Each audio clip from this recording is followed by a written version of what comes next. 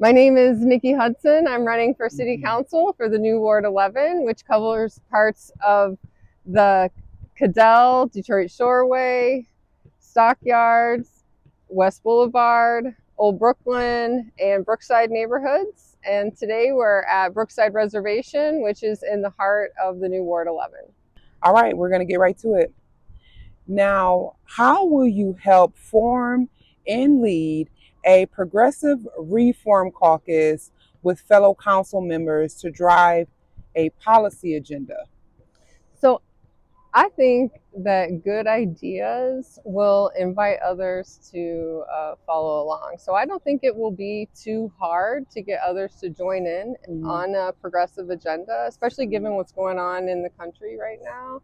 We need to focus on the issues that everyday residents and the real Clevelanders face. And those are economic issues or housing issues, also safety issues. And I think if we focus on real solutions and we come up with creative ideas, it's not going to be hard to get a coalition of council members behind us. That's how I intend to bring people together, is with good ideas. Now, Nikki, what are your top 3 priorities for the new Ward 11? Well, so my campaign is focusing on strong neighborhoods, safe neighborhoods, and good governance. And so when I talk about strong neighborhoods, really that has to do with preventing displacement and promoting affordable housing.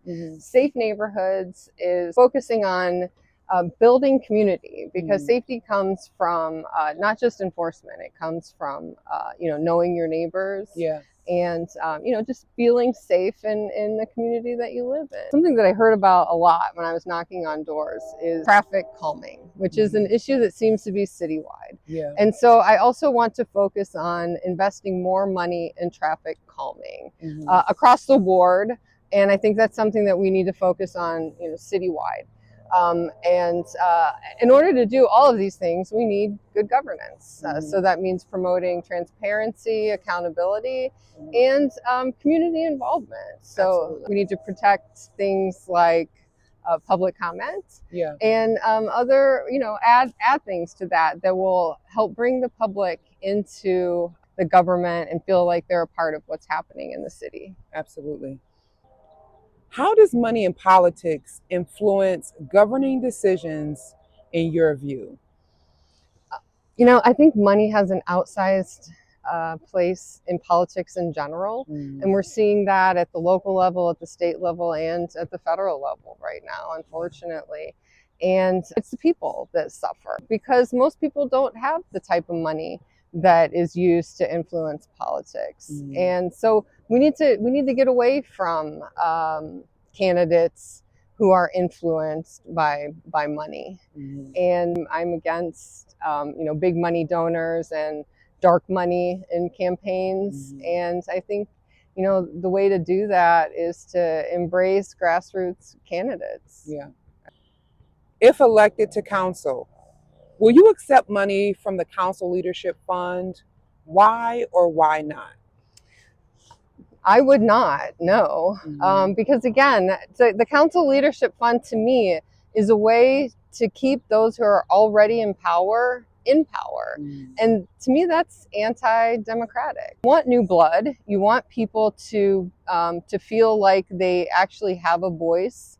And the council leadership fund is used to exclusively keep those in power, to allow them to remain in power. Yeah.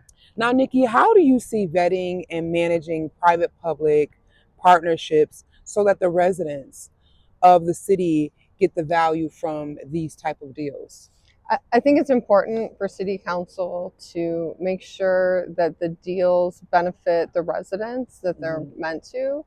And but they could do that by making sure that everything is as transparent as possible, and that there is a process for making sure that these partnerships actually do benefit the residents, and that there are goals that are being accomplished. Now, Nikki, do you have any questions for me, or do you have a message for the people that are watching to understand what's going on? There's an election this year. things are happening in Washington and on the federal level. How can we build power locally? Sure. So I think my message to people is to become as involved as possible. And starting at the local level is a great place. Make sure you know, first of all, what your new polling location is, because I know that has changed for a lot of folks. It changed for me. I had a new polling location just this past May. And also the new ward maps are, they're kind of funky. They don't make a lot of sense. So understand beforehand who you're voting for. Go to the Board of Elections website, look up who is running in the new ward, because there are 15 new wards, and it'll be a new slate of candidates. So look up the people that are trying to run the city and see what they're all about. Become involved in their campaigns. Look up issues that are happening in your neighborhood, and don't be afraid to get involved and actually take a stand on different issues. That's where I became involved in an effort to save Cudell Parke, and then more recently we've been trying to stop a gas station from being built. So don't be afraid to take a stand and get involved. Really change the way your community looks and how things happen in your neighborhood. Well, thank you so much, Nikki. And make sure you all stay involved, stay engaged, and don't forget to vote this fall. Peace and love. Thanks, Asia. Perfect. This is Street Story Media.